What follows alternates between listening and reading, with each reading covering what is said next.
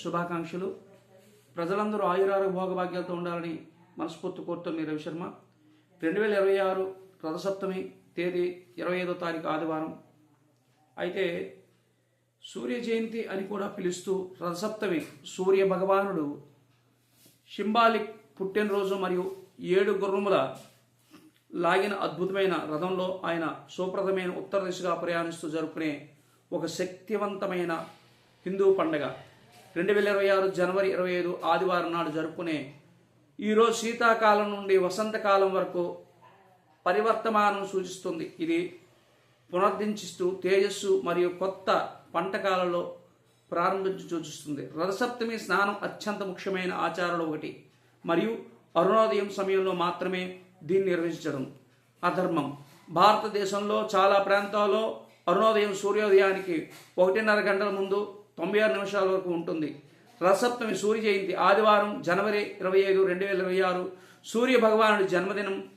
సప్తమి తిథి ప్రారంభమవుతుంది జనవరి 25, 2026 12:39 వరకు సప్తమి తిథి ముగిస్తుంది. జనవరి 25, 2026 11:10 వరకు స్నానం, పవిత్ర స్నానం ముహూర్తం 5:26 నుంచి 7:13 వరకు.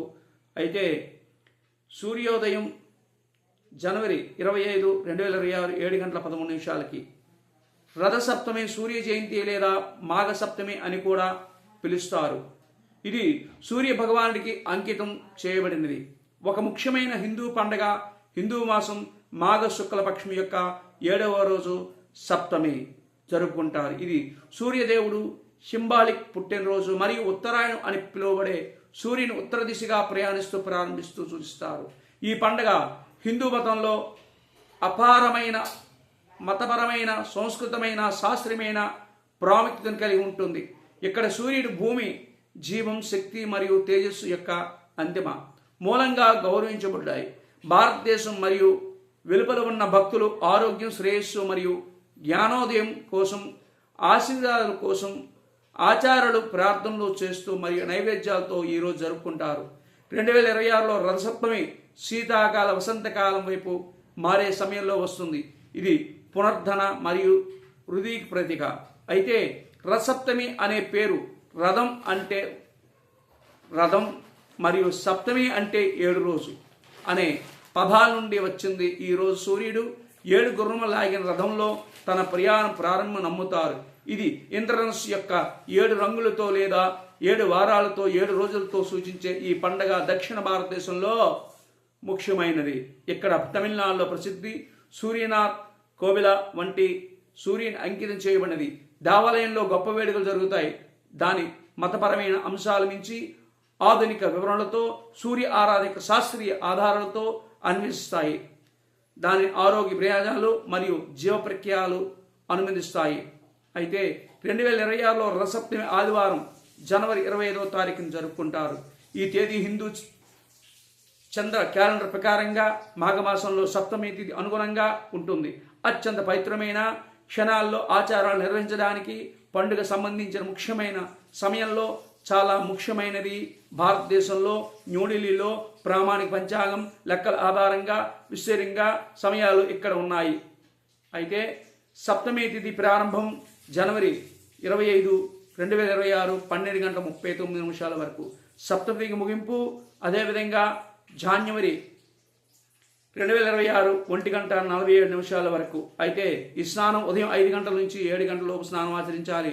అయితే భక్తులు స్నాన ముహూర్తంలో సమయంలో పవిత్ర స్నానం ఆచరించినప్పుడు సూర్యోదయ సమయంలో ఉదయాన్న సూర్యుడి జిల్లెడు మరియు నేరేడు మరియు ఇవన్నీ కూడాను తలకు స్నానం ఆచరించి జల నైవేద్యం సమర్పించి సూచించాలి.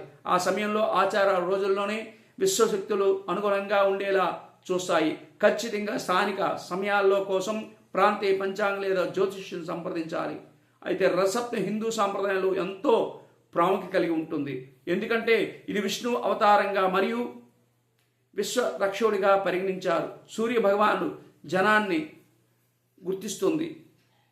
ప్రతీకాత్మాన్ని ఈ రోజు సూర్యుడు దక్షిణాయనం నుండి దక్షిణ దిశ నుండి ఉత్తరాయణానికి ఉత్తర దిశకు మార్చడాన్ని సూచిస్తుంది. ఇది శీతాకాలం ముగింపు మరియు వసంతకాలం ప్రారంభం. సాంకేతికం వ్యవసాయ వర్గాలు పాడి పంటలు కాలం పంట ప్రారంభించడానికి సూచిస్తుంది. సమృద్ధిగా పంటలు పండుతాయి. శ్రేయస్సు కోసం ఆశ చేస్తుంది. ఈ పండగ భూమిపై ఉన్న అన్ని జీవరాశులు శక్తి యొక్క ప్రాథమిక వరుసగా సూర్యుని పాత్రని ఎక్కువగా చెప్పుకుంటాయి. వేద గ్రంథాలు సూర్యుడు విశ్వం యొక్క ఆత్మ, జగత్ ఆత్మ ప్రతిష్ఠిస్తారు, ప్రపంచానికి ప్రకాశవంతమైన చేస్తారు మరియు చీకటి పారదోలి అక్షరాల మరి అలంకారంగా రసప్తమి పాటించి వల్ల గత జన్మల నుండి పాపాలు తొలగిపోయి శారీరక మరియు మానసిక శ్రేష్ఠ ప్రోత్సాహకులకు మరియు ఆత్మారి వృత్తిని పెంపొందించడానికి నమ్ముతారు. సూర్యుడు రథ ప్రమాణ కాలం మరియు ఋతువులు చక్రీయ స్వభావాన్ని సూచిస్తుంది. కాబట్టి ఇది పునరుద్ధానం యొక్క ఇది వృత్తులు. కాబట్టి అందరూ కూడా వివిధ ప్రాంతాల వాళ్ళందరూ కూడా రథసప్తమి రోజు అందరూ కూడా ఇళ్లలో పాలు పొంగించి సూర్య నమస్కారం చేసి రథసప్తం ఆచారాలు సూర్య భగవాన్ని గౌరవించడానికి మరియు ఆయన ఆశీర్వాదాలు పొందడానికి భక్తితో నిర్వహిస్తాను. భక్తుల యొక్క సాధారణ ముందు రోజు రాత్రి సన్నాహాలు ప్రారంభించి ఆ రోజు నిర్మాణ కార్యక్రమాన్ని చేపట్టాలి. తెల్లవారుజామున నిద్రలేచి ముహూర్త పవిత్రమైన స్నానం చేసి ఆదర్శంగా ఇది గంగా వంటి నది జరుపుకుని కానీ ఇంట్లో నువ్వులు లేదా ఆకులు లేదా కలిపి నీటితో ఉపయోగించి ఆచారం శరీరానికి మరియు ఆత్మశుద్ధి చేసుకుని గత జన్మ పాపాలు చేసిన తొలగాలని నమస్కారం చేసుకోవాలి. సూర్యోదయ సమయంలో తూర్పుగా ఉదయించే సూర్యుడికి నీటికి సమర్పించడానికి దీంతో పాటు మంత్రాలు జపించాలి.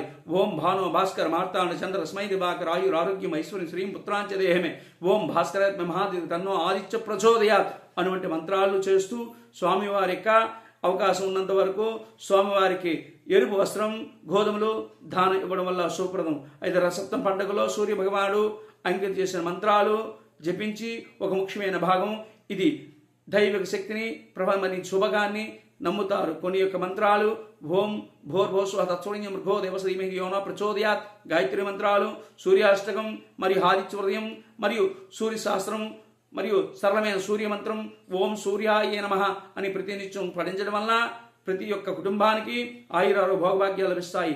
రథసప్తమి నిజాయితీగా పాటించడం వల్ల హిందూ విశ్వాసాలు మరియు సాంప్రదాయాల ప్రకారంగా అనేక శారీరక మానసిక మరియు ఆత్మ ప్రయోజనాలు లభిస్తాయి.